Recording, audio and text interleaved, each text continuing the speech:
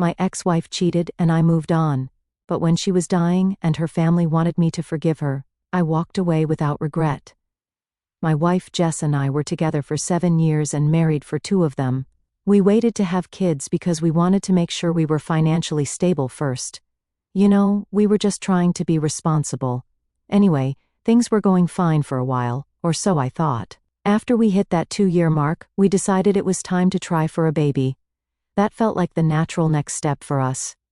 Looking back now, I don't know how I missed it. The little signs were there, but when you're in it, you don't see them.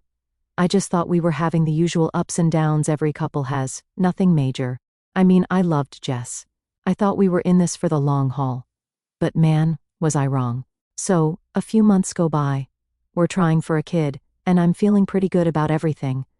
I'm thinking about the future, picturing what life's going to be like as a dad. I had no clue what was coming.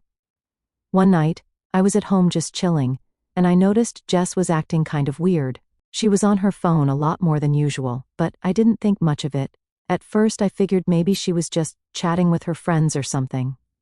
But then she started staying out late, saying she had work stuff or that she was meeting up with friends. Now, at this point, part of me was like, hey, maybe something's up, but the other part of me didn't want to believe it. I trusted her. You know, you don't marry someone unless you trust them, right? So I brushed it off. But things kept getting stranger. She was distant, and I could feel this tension building between us, like we were in the same room but miles apart at the same time. I remember this one night she came home super late. I'd already gone to bed, but I woke up when I heard her come in.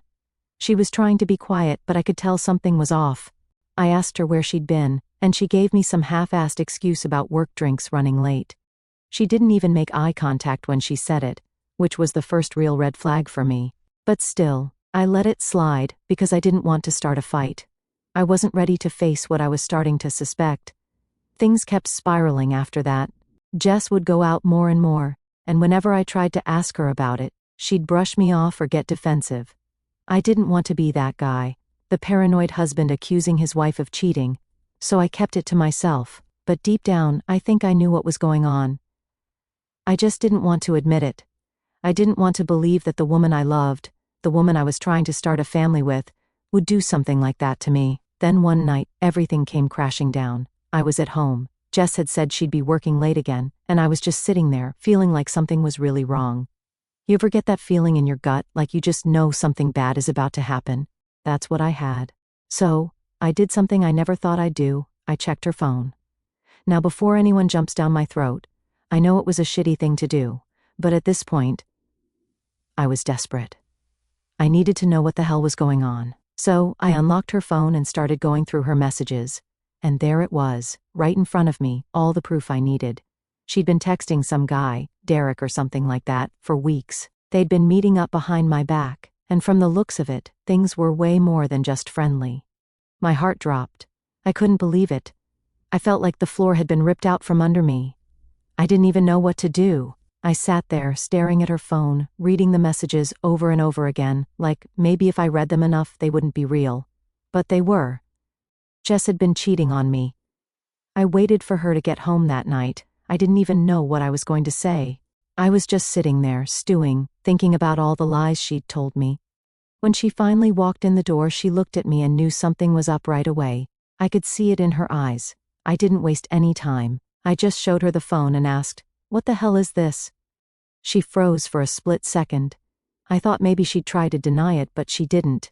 Instead, she started crying, like full-on sobbing, and I just stood there, waiting for some kind of explanation. But all she kept saying was, "I'm sorry. I didn't mean for it to happen.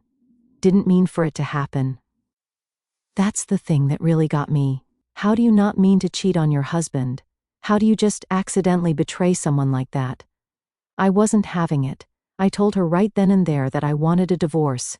She lost it. She started begging me to forgive her, saying we could go to couples therapy, that everyone makes mistakes. But I wasn't about to sit through therapy with someone who had been sneaking around behind my back for months. I couldn't believe she had the nerve to act like this was something we could just work through. Cheating is a deal breaker for me, always has been. Once the trust is broken, there's no going back. I think what pissed me off the most was how she tried to act like this wasn't her fault, like she was some kind of victim of circumstance, or like I should just accept that everyone makes mistakes and move on. But I'm not that guy. I don't forgive cheating, ever. So, I stuck to my decision. I told her there was no going back from this, and I was done. The next few days were a blur. I filed for divorce, and thanks to our prenup, it all went pretty quickly. Jess kept trying to get me to change my mind, though. She'd call me, show up at the house, even try to talk to my friends to get them to convince me to give her another chance. It was pathetic, honestly, but I wasn't about to let her worm her way back into my life. In the end, I'm just glad I had the prenup in place. It saved me from a lot of the financial mess that usually comes with divorce. I kept everything, my house, my savings, because she was the one who screwed up. It didn't make the situation any less painful, but at least I didn't lose everything on top of it. And that's how it all started, the end of my marriage, and the beginning of the mess that followed. I didn't realize then just how much damage it would do to me emotionally, but trust me, that part's coming. 3 years later, and I'm still dealing with the fallout. But we'll get to that. Alright, so fast forward to after the divorce. Like I said, I cut all contact with Jess. I wasn't interested in any kind of closure conversation or whatever. I just wanted to move on. So I changed my number, moved to a new place, and basically went full ghost mode. If I could have erased her from my memory, I would have.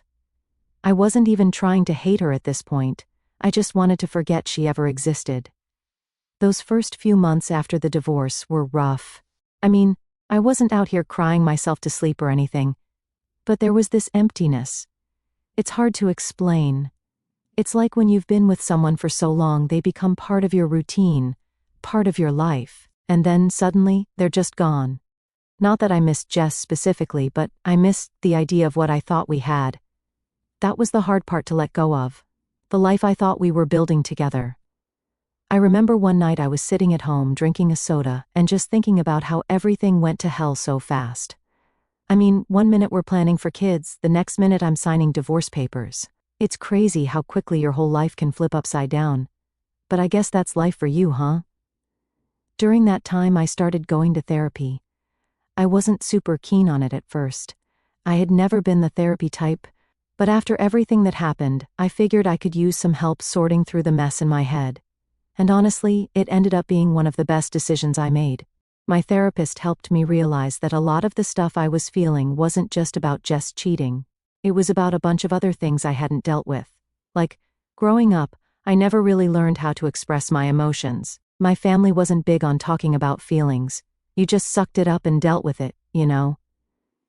So when Jess cheated on me, I didn't know how to handle the betrayal. It was like all these emotions I had bottled up my whole life exploded at once, and I didn't know what to do with them.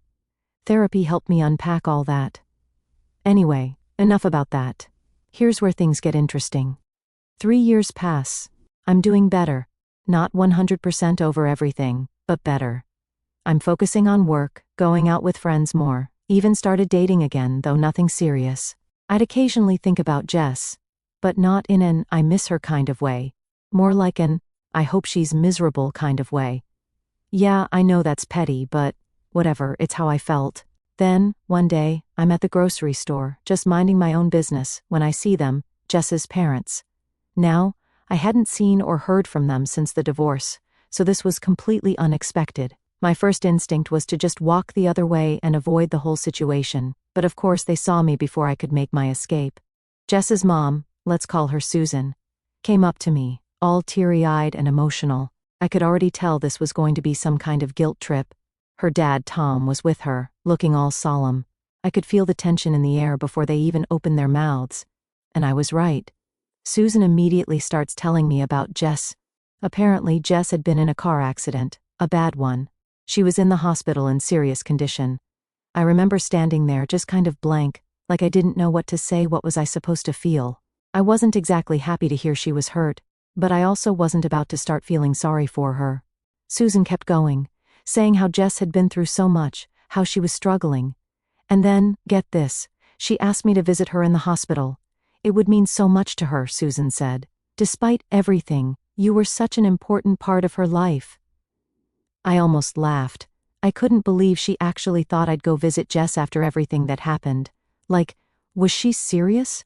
I looked at her, and all I could say was, Jess isn't my problem anymore. I thought that was a pretty reasonable response, given the circumstances.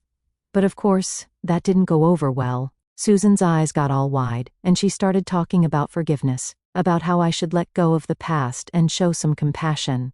Compassion? For the woman who cheated on me? Yeah, no thanks. Tom, who had been silent up until this point, finally chimed in. He was calmer than Susan but still gave me this look, like he couldn't believe I wasn't rushing to Jess's side.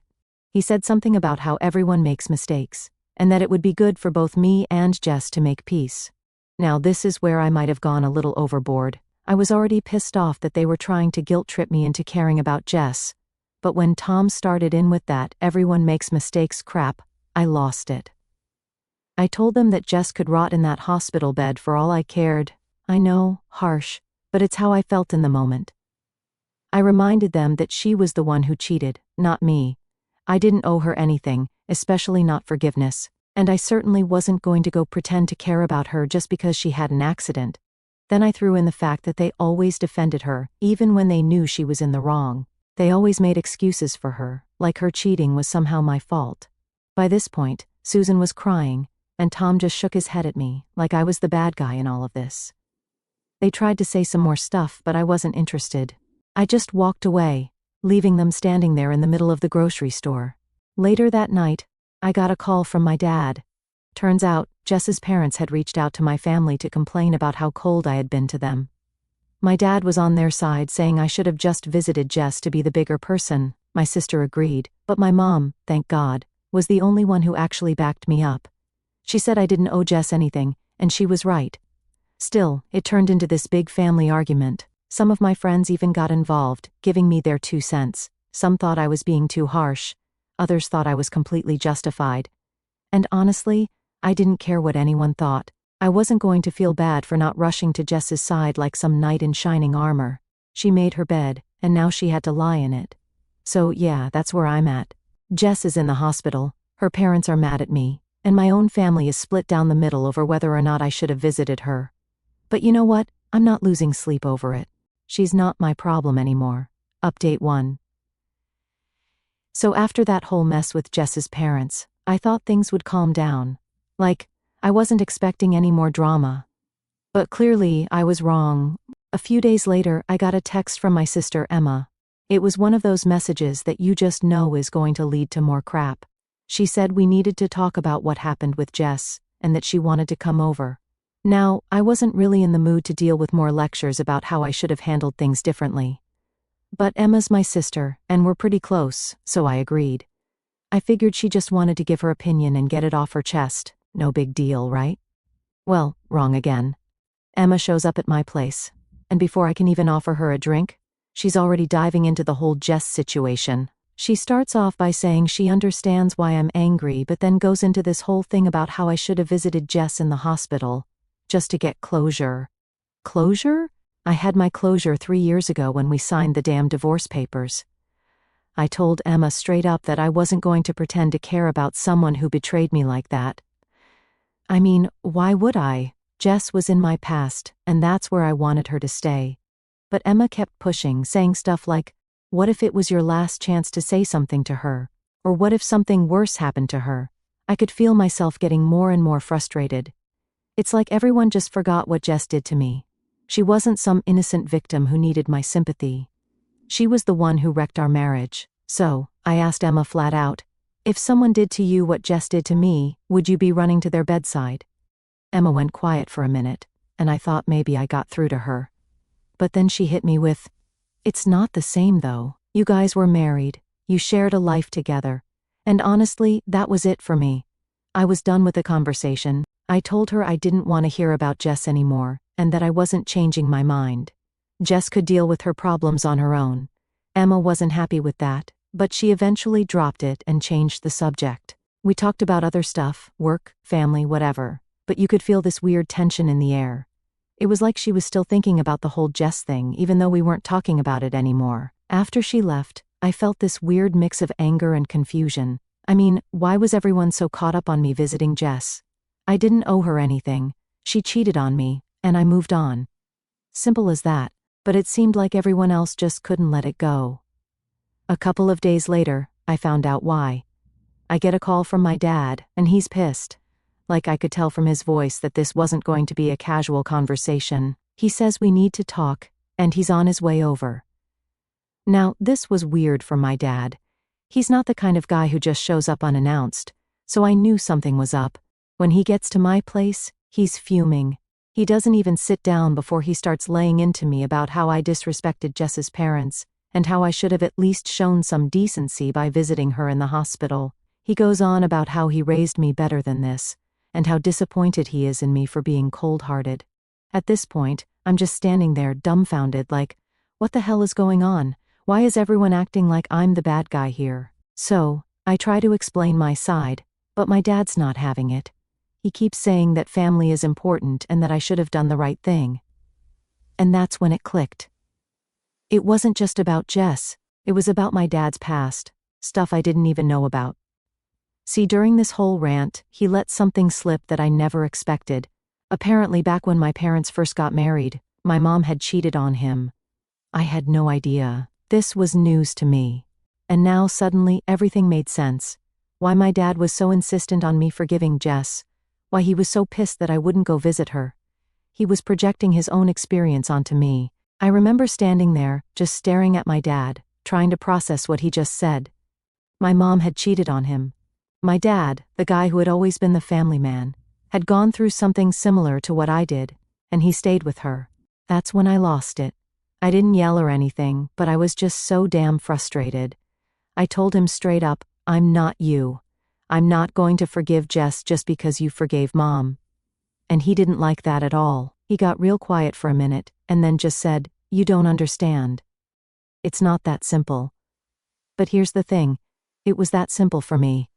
Jess cheated. I wasn't going to forgive her. End of story. We went back and forth for a while, and it ended with my dad storming out of my place. We didn't exactly leave things on good terms, and honestly, I didn't know how to feel about it. On one hand, I understood why my dad felt the way he did. He'd been through his own pain, and I guess he thought that if he could forgive my mom, I should be able to forgive Jess. But on the other hand, I wasn't him. I wasn't going to let what she did slide just because he made peace with his own situation. The rest of that week was awkward. My dad didn't call, and I didn't reach out either. I figured we both needed some space, but the whole thing left me feeling weird, like my whole perspective on my parents' marriage had just been flipped upside down. I kept wondering if I should talk to my mom about it. But at the same time, I didn't want to stir up more drama. A few days later, I got another text from Emma, saying I should talk to Dad and make things right. But I wasn't ready for that. I needed to process everything first. I mean, it's not every day you find out your mom cheated on your dad, and that your dad stayed with her for decades without you ever knowing. It messed with my head big time. So, that's where things are at now. My family's a mess. Jess is still in the hospital as far as I know, and I'm just trying to figure out how to deal with everything. All I know for sure is that I'm not going back to that life. Jess can stay in the past, and I'll keep moving forward, whether my family likes it or not. Update 2. Alright, let's get into what happened next. So, after the whole argument with my dad, things were pretty tense. We didn't talk for a few weeks, which wasn't normal for us. Like, I'd always been close with my dad, so this silent treatment thing was new territory. My sister Emma kept texting me, trying to play peacemaker, but I just wasn't ready. I needed space to figure things out, especially with all this crap I learned about my parents' past. Anyway, one night I'm sitting at home, just watching TV, trying to unwind, when my phone buzzes. It's from a number I don't recognize, but it's late, so I'm curious. I pick it up, and guess who it is? Jess. Yeah, out of nowhere. I don't even know how she got my new number, because I changed it right after the divorce. But there she was, texting me like it was normal. The message wasn't long, just a simple, "Can we talk?" Like seriously, after 3 years of no contact, she just pops back into my life with a "Can we talk?" Like we're old friends catching up. At first, I didn't even respond.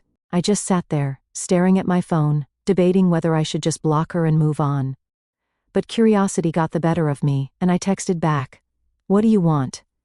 It didn't take long for her to reply. She said she wanted to clear the air, that she'd been doing a lot of thinking since the accident, and that she needed to apologize properly. I wasn't buying it. I mean, she had 3 years to reach out and apologize, and now she decides it's time, right after her parents tried to guilt-trip me at the grocery store? Yeah, no thanks. So, I told her straight up, there's nothing to talk about, we're done. I figured that would be the end of it, but Jess wasn't letting it go. She kept texting, saying she had things she needed to explain, that she was sorry for what happened and just wanted me to hear her out. Honestly, part of me was tempted. I wanted to know what she thought she could say to make up for what she did, but at the same time I knew nothing she said would change anything. So I didn't reply after that. I figured ignoring her was the best way to move on. But of course that's not where this ends. The next day, I get another text, but this time it's from Emma. She tells me that Jess had reached out to her too, and that she was trying to make amends with everyone. Apparently Jess had been going through some kind of life-changing moment after the accident, and now she wanted to fix all the things she screwed up. Emma, being Emma, thought I should give Jess a chance to explain herself. She kept saying, "What's the harm in hearing her out?"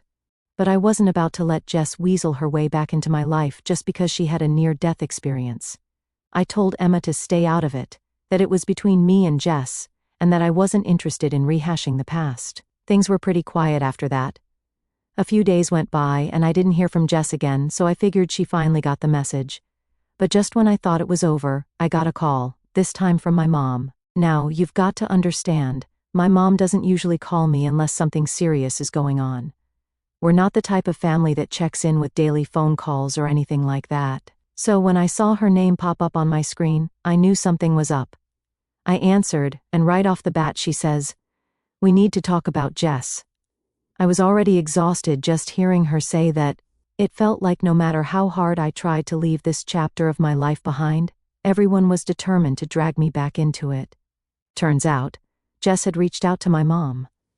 Yeah, she went there. I guess she figured if she couldn't get through to me directly, she'd try going through my family. And in classic Jess fashion, she managed to manipulate my mom into thinking she was some sort of victim in all this. My mom started talking about how Jess had been through a lot since the accident, and how she'd changed, how she was genuinely sorry and just wanted to talk to me. I couldn't believe it. I told my mom flat out that I didn't care how much Jess had changed, it didn't change what she did to me. But my mom wouldn't drop it. She kept saying things like, people can grow and it wouldn't hurt you to hear her side. I was getting more and more frustrated.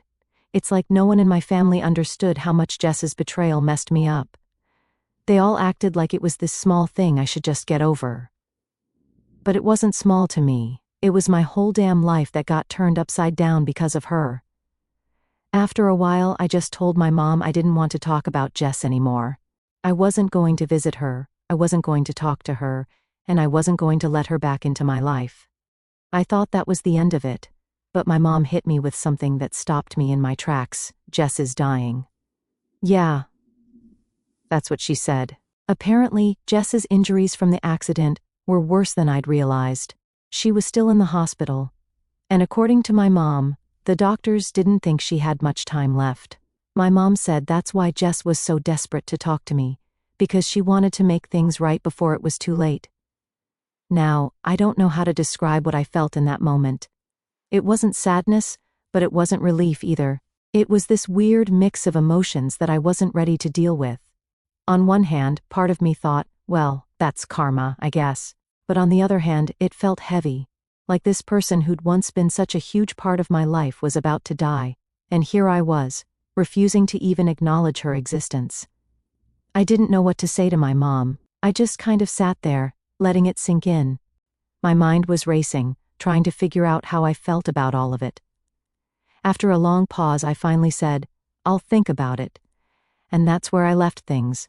I didn't make any promises, but I didn't shut it down completely either. I guess I needed some time to process everything. So, now here I am, stuck in this weird place of not knowing what to do. Do I visit Jess and give her the closure she's apparently looking for? Or do I stick to my guns and keep her out of my life, even if she doesn't have much time left? I don't know, man. It's a lot to think about, and I'm still trying to wrap my head around it. Part of me feels like I'd be doing the right thing by giving her a chance to apologize, but another part of me just can't shake the anger and betrayal. I guess we'll see what happens next. Update 3. Alright, so here's what went down after that whole mess. I spent a few days just sitting with it, trying to figure out what to do. I kept thinking about what my mom said about Jess dying, and how this might be my last chance to talk to her. It was weighing on me, but not in the way you'd expect. It's not like I suddenly felt bad for her or anything, but it's hard to explain. I guess I was just stuck in my own head, going back and forth on whether I should give her that closure she was asking for.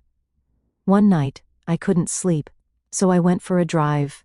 It's something I do when I'm stressed, just driving aimlessly until my brain quiets down. I ended up parking in front of the hospital where Jess was staying. I didn't even plan on going there, it just kind of happened.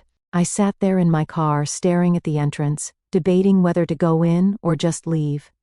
Part of me wanted to get it over with, and another part was like, why the hell are you even here? I sat there for probably an hour, maybe more, just thinking about all the crap she put me through. Every lie, every time she went behind my back, all the begging during the divorce, trying to get me to forgive her.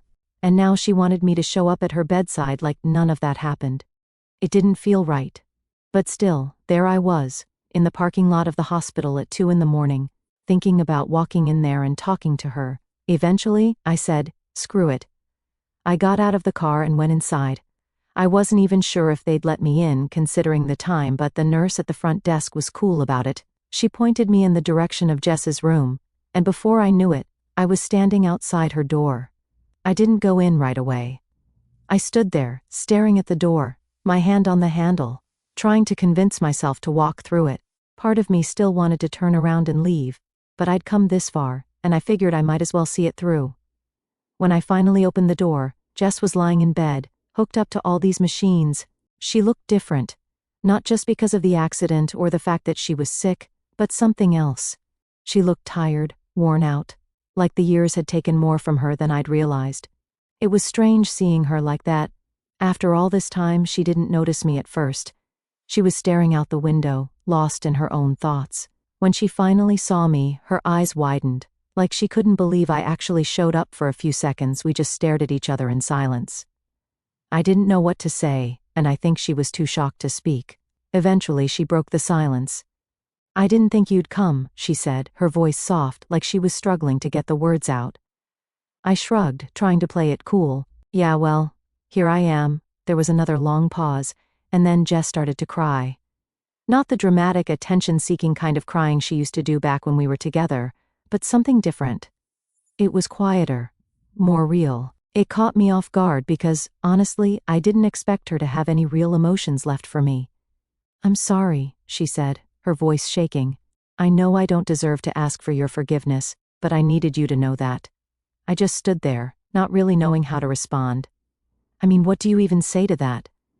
I wasn't about to tell her everything was okay because it wasn't, but at the same time, I wasn't there to tear her apart either. I don't know what you want me to say, I finally replied. You broke my trust. You broke us. That's not something you can just apologize for and expect it to go away. Jess nodded, still crying. I know, she whispered. I know I hurt you. I was selfish and stupid, and I don't expect you to forgive me. But I'm sorry for everything. For ruining what we had. For not being the person you deserved. Hearing her say that was weird. Part of me felt like I should be angry, but I wasn't. I wasn't angry anymore. Maybe I'd been angry for so long that I just ran out of it, you know?